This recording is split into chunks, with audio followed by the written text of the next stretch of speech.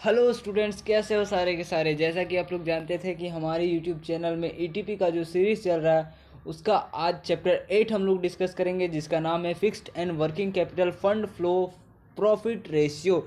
इसका हिंदी में नाम गलत दिया है। इसका फिक्स्ड का मतलब होता है स्थायी और वर्किंग का मतलब होता है कार्यशील, कैपिटल का मतलब पूंजी, फंड फ्लो यानी कोष प्रवाह, प्रॉफिट रेशियो यानी लाभ का अनुपात। ठीक है, चलिए नेक्स्ट हम लोग बिना किसी देरी के पहले क्वेश्चन हम लोग सॉल्व करते हैं। तो पहला नंबर जो क्वेश्चन कहता है वो कि ये कहता है कि निम्नलिखित विकल्पों से स्थायी पूंजी की मात्रा को निर्धारित करने वाले घटक की पहचान करें, यानी identification the factor that determine the amount of fixed capital from the following option. तो फिक्स कैपिटल किससे स्टार्ट होगा या कितना। फिक्स्ड कैपिटल का मतलब होता है कि जो बिजनेस में हमारा जो कैपिटल लगता है उसी को हम लोग बेसिकली फिक्स्ड कैपिटल बोलते हैं। तो वो पहले हमको ये देखना वो बिजनेस मेरा कितना बड़ा है, उस हिसाब से लगेगा, और किस तरह का बिजनेस है। अगर ऐसा एक्सपेंसिव बिजनेस है तो ज़्यादा लगेगा, एक्सपेंसिव बिजनेस नहीं है कम लगेगा। नेचर और साइज यानी व्यवसाय की प्रकृति और आकार दोनों ही हमारे स्थायी पूंजी को निर्धारित करती है। नेक्स्ट नंबर क्वेश्चन जो कहता है वो ये कहता है कि स्थायी पूंजी को प्राप्त करने के स्रोत निम्न में से कौन से हैं। स्थायी पूंजी यानी मैंने क्या कहा कि जिससे बिजनेस चलता है। ठीक है, तो यहाँ क्या बोलते हैं, समतांश, इससे भी बिजनेस चलता है। पूर्वाधिकारांश उससे भी चलता है, और ऋण पत्र, तीनों से चलता है। तो हमारा जो all of these correct answer होगा इन उपरोक्त सभी। ठीक है, नेक्स्ट नंबर क्वेश्चन कहता है कि शुद्ध कार्यशील पूंजी का अर्थ है। शुद्ध कार्यशील यानी नेट वर्किंग कैपिटल मीन्स, तो नेट वर्किंग की अगर आपको एकदम वर्किंग कैपिटल चाहिए, नेट वर्किंग कैपिटल चाहिए, तो आप करंट एसेट से करंट लाइबिलिटी अगर घटा दोगे तो आपका नेट वर्किंग कैपिटल निकल जाएगा, यानी चालू संपत्ति से माइनस कर देना आपको चालू दायित्व। नेक्स्ट हम लोग क्वेश्चन देखते हैं। तो नेक्स्ट क्वेश्चन में क्या कहा जाता है कि सार्वजनिक उपयोगिता वाले कंपनी को अनुपातिक रूप से किस प्रकार की संपत्ति में अधिक विनियोग करना पड़ता है, यानी public utility companies have to invest proprietor more in which type of assets, यानी किस टाइप्स के एसेट्स में या किस टाइप्स के संपत्ति में उनको ज़्यादा क्या करना होता है, इन्वेस्ट करना। तो उनको स्थायी एसेट्स यानी फिक्स्ड एसेट्स में क्या करना होता है, इन्वेस्ट करना होता है। ठीक है, यहाँ इन फिक्स्ड एसेट दिया लेकिन फिक्स्ड एसेट्स होगा।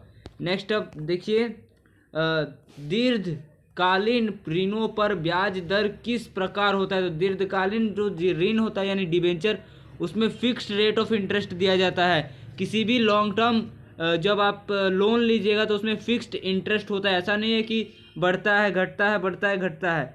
नेक्स्ट नंबर क्या कहता है कि स्थायी पूंजी की आवश्यकता होती है। Fixed capital is require. Fixed capital क्यों रिक्वायर होते हैं, तो पहले आपको बता देते हैं कार्यशील पूंजी यानी वर्किंग कैपिटल सिर्फ डे टू डे बिजनेस के खर्चों के लिए मेंटेन किया जाता है, लेकिन फिक्स्ड कैपिटल फिक्स्ड एसेट्स को परचेज करने में क्या किया जाता है, उपयोग किया जाता है। तो भूमि या फिक्स्ड एसेट्स है, बाय लैंड यानी टू बाय अ लैंड या भूमि खरीदने के लिए। नेक्स्ट हमारा क्वेश्चन है कि एक संयुक्त पूंजी वाली कंपनी के लिए लाभांश देना है या dividend to be paid for a joint stock company. तो मैंने आपको क्या कहा था कि जॉइंट स्टॉक कंपनी बेसिकली एक परिवार वाले चलाते हैं, तो ये ऐच्छिक होता है, आप दे भी सकते हैं नहीं भी दे सकते हैं। ठीक है, नेक्स्ट क्या बोलते हैं कि स्थायी पूंजी किसे कहते हैं। स्थायी पूंजी, ठीक है, what is called fixed assets.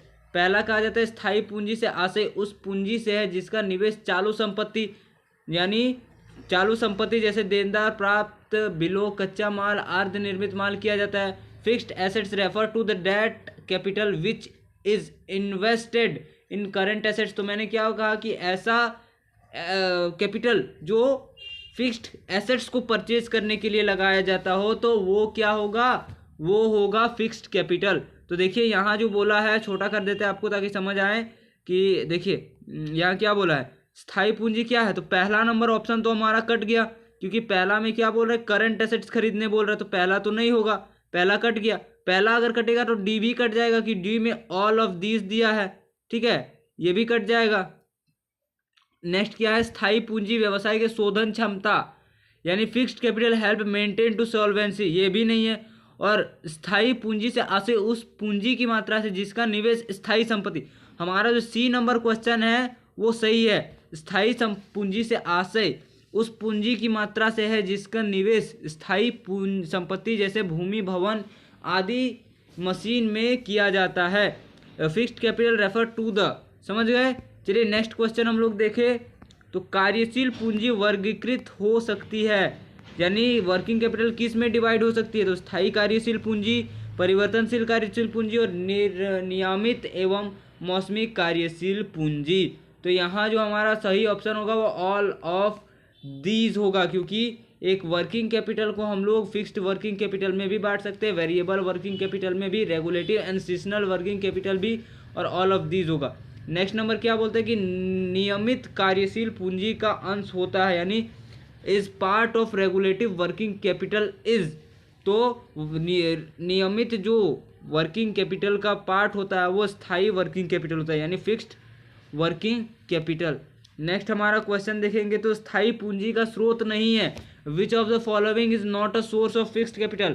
Fixed capital का सोर्स कौन नहीं है, तो फिक्स्ड कैपिटल का सोर्स ऋणदाता यानी लेंडर नहीं है, क्योंकि हर कोई ऋणदाता क्या, हर ऋणदाता हमारा फिक्स्ड ऋण नहीं देता, यानी लॉन्ग टर्म का लोन नहीं देता।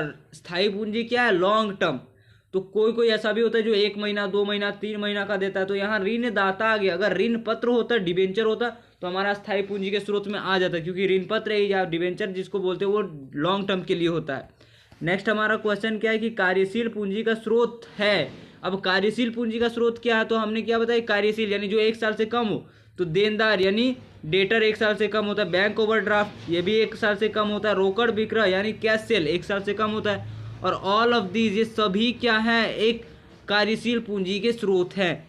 नेक्स्ट नंबर क्वेश्चन अगर हम लोग देखेंगे तो कोष प्रवाह विश्लेषण में प्रयुक्त शब्द कोष का आशय क्या है। What is meant by the term fund as used in fund flow analysis.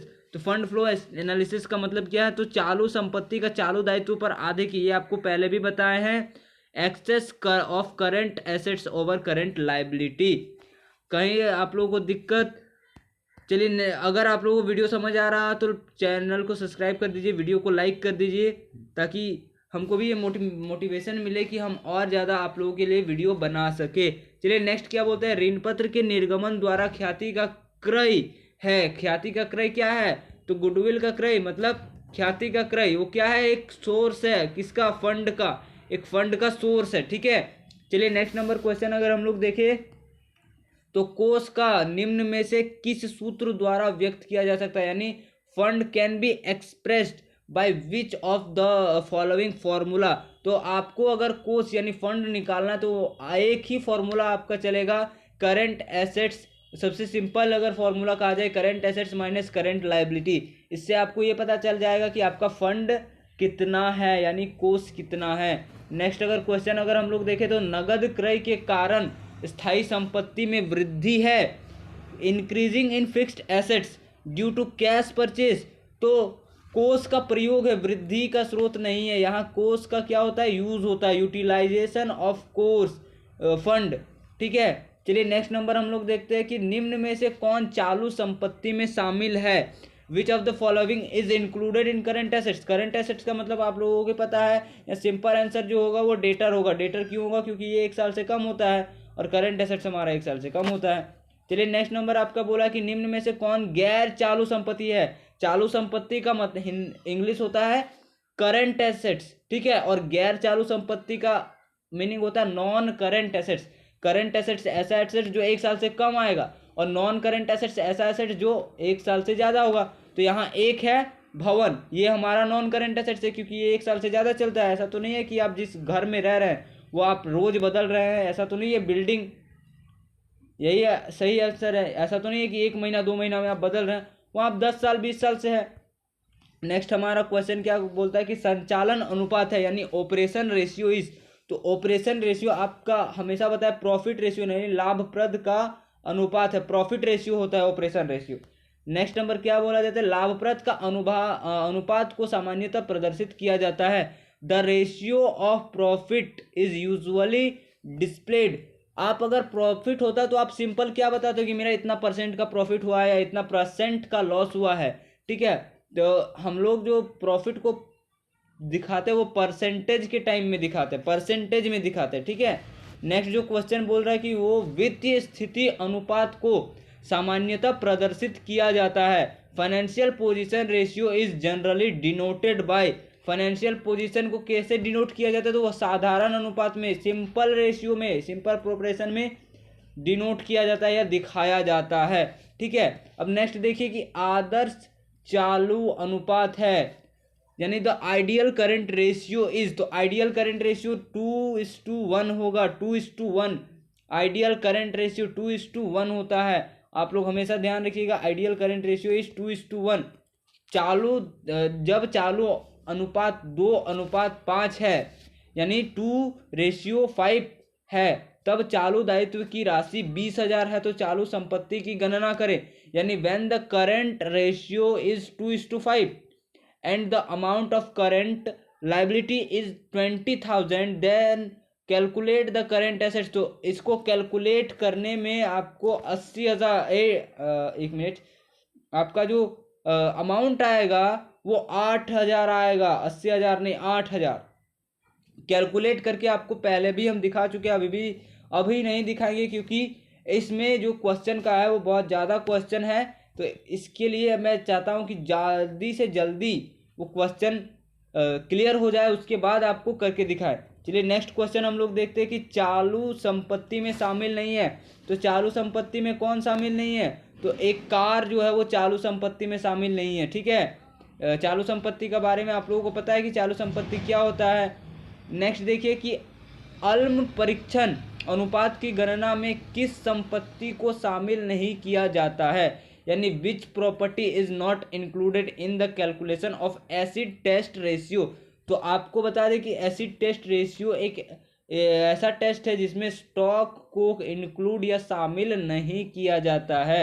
Next number question, सम विच्छेद बिंदु इज इक्वल टू, यानी break even point equal to, तो break even point equal to होता है हमारा निश्चित लागत यानी पीवी अनुपात, फिक्स्ड कॉस्ट यानी पीवी रेशियो। हमारा ये आंसर जो है वो सही है, आंसर नंबर 1।